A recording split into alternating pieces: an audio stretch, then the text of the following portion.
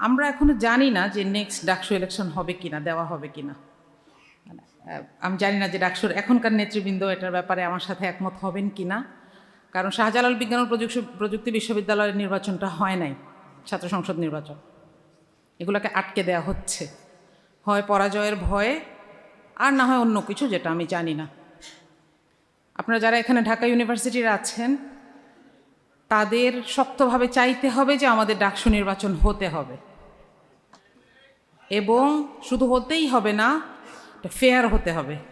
এজন্য যদি জাহাঙ্গীরনগর বিশ্ববিদ্যালয়ের মতন আপনাদেরকে 3 দিন এখানে থাকতে হয়, আপনারা থাকবেন, কিন্তু এটা দরকার আছে, আর নইলে আপনাদের এই কাজগুলো হবে না। আবার দেখবেন কতগুলো বড় বড় রুম হচ্ছে, সেই বড় বড় রুমগুলোতে বড় বড় ভাইরা থাকছেন, রাজার মতন আসা যাওয়া করছেন, অ্যান্ড সো অন। গত ডিসেম্বরে যখন 6টা দিন পার হচ্ছিল না, তখন আমি আল্লাহর কাছে দোয়া করছিলাম যে আল্লাহ, ওর যদি কোনো কাজ বাকি থাকে তাহলে ওকে নিয়ে যায়েন না। একই দোয়া আমি করোনার সময় নিজের জন্য করতাম, যে আপনি যদি চান আমি আর একটু মাফ চাইব, তাহলে আমাকে নিয়ে যায়েন না। তো আল্লাহ হয়তো এটা, আমি খুব ক্ষুদ্র মানুষ, আমার দোয়াটা আল্লাহর কাছে গেছে কিনা আমি জানি না, কিন্তু এই যে একটা আফসোস থাকে না কেউ চলে গেলে, যে আরও দরকার ছিল তাকে। কিন্তু এই কথাটা আস্তে আস্তে যখন উসমান হাদির বক্তৃতাগুলো শুনতে শুরু করলাম, এবং একটা সময় গিয়ে মনে হইলো যে না, মনে হয় কাজ শেষ করেই গেছি। এটা হচ্ছে রিজিক, তাই না? যে যার যতটুকু করার, যতটুকু বলার, যতটুকু করে দেখানোর, ততটুকু করে দেখিয়ে গেছে। এইবার আসলে আমাদের সেলফ রিফ্লেকশনের ব্যাপার, যে আমাদের যতটুকু করে যাবার ততটুকু আমরা করে যেতে পারছি কি না। সত্যি কথা বলতে, এই বইটা যে ডাকসু থেকে আসবে, কেউ যদি আমাকে বলেন যে ডাকসুতে আল্লাহ প্রথমবারের মতন, ডাকসুর ইতিহাসে প্রথমবারের মতন শিবিরকে অলমোস্ট ফুল প্যানেলে কেন নিয়ে আসছেন, এটা যদি একটা উদ্দেশ্য সফল হয়েছে আমি বলতে চাই, আমি বইটাকে বলতে চাই। এটা ছাড়া ডাকসু আরও অনেক কাজ করেছে, কিন্তু এটা হচ্ছে তাদের মুকুটের পালকটার মতন, যেটা ছাড়া অসম্পূর্ণ থেকে যেত। তো আমাদের সামনে আসলে অনেক কাজ, তাই না?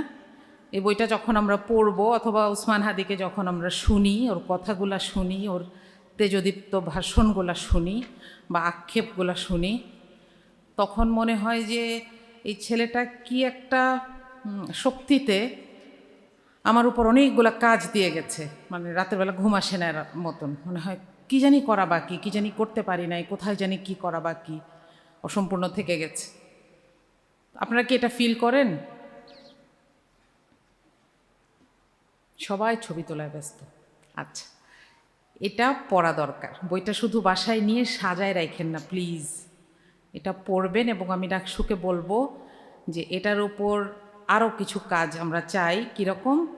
পাবলিক প্রোগ্রাম চাই, যে একটা ধরেন প্রথম 5টা লেখা, এটার উপর ডিসকাশন হবে, সবাই আসবেন, শুনবেন, অংশগ্রহণ করবেন।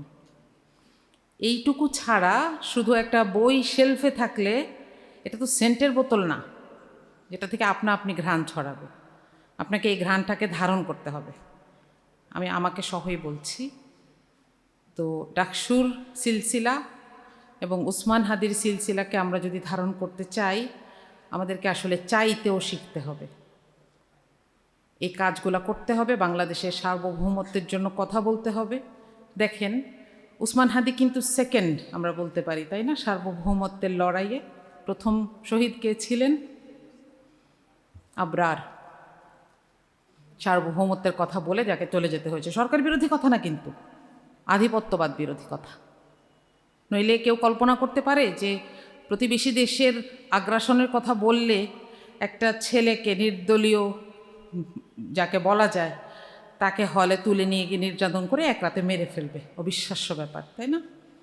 হয়তো আমাদের ছেলে মেয়েদেরকে এখন বললে ওরা বিশ্বাস করে না, কিন্তু আপনারা যারা এর মধ্য দিয়ে হেঁটে এসেছেন আপনারা জানেন।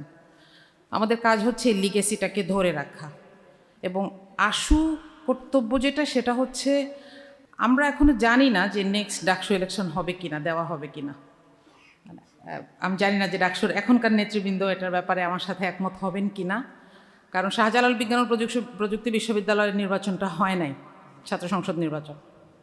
এগুলোকে আটকে দেয়া হচ্ছে, হয় পরাজয়ের ভয়ে, আর না হয় অন্য কিছু, যেটা আমি জানি না। আপনারা যারা এখানে ঢাকা ইউনিভার্সিটির আছেন, তাদের শক্তভাবে চাইতে হবে যে আমাদের ডাকসু নির্বাচন হতে হবে, এবং শুধু হতেই হবে না, ফেয়ার হতে হবে। এজন্য যদি জাহাঙ্গীরনগর বিশ্ববিদ্যালয়ের মতন আপনাদেরকে 3 দিন এখানে থাকতে হয়, আপনারা থাকবেন, কিন্তু এটা দরকার আছে। আর নইলে আপনাদের এই কাজগুলো হবে না। আবার দেখবেন কতগুলো বড় বড় রুম হচ্ছে, সেই বড় বড় রুমগুলোতে বড় বড় ভাইরা থাকছেন, রাজার মতন আসা যাওয়া করছেন, অ্যান্ড সো অন। আপনারা যদি ওসমান হাদির উত্তরসূরি হতেই চান, এই বইটা শুধু হাতে নিলেই হবে না, এই বইটাকে ধারণ করতে হবে, কথা বলতে হবে, আর এমন একটা বাংলাদেশের স্বপ্ন দেখতে এবং সেই বাংলাদেশটাকে নিয়েও আসতে হবে। হয়তো আমরা আজকে যেখানে, এই যে এখানে আমরা যারা আছি, তাদের কাউকে কাউকে আল্লাহর কাছে চলেও যেতে হবে, এটা চাইতে চাইতে, এটা চাওয়ার জন্যও চলে যেতে হতে পারে। এই সাহস যদি না থাকে, তাহলে এই বইটা হাতে নিয়েন না, শুধু একটা বই বাসায় নিয়েন না প্লিজ। আমি আল্লাহর কাছে চাই আমার নিজের জন্য, আমার তো এত সাহস নাই ওর মতন বলার, যেন আল্লাহ আমাকে একটা মিনিংফুল ডেথ দেন, এটুকু বলতে চাই। আপনারা দোয়া করবেন। আসসালামু আলাইকুম। ইনকিলাব মঞ্চ ইউকে এবং ডাকসুর সহযোগিতায় অবশেষে এই কাজটা সম্পন্ন হলো।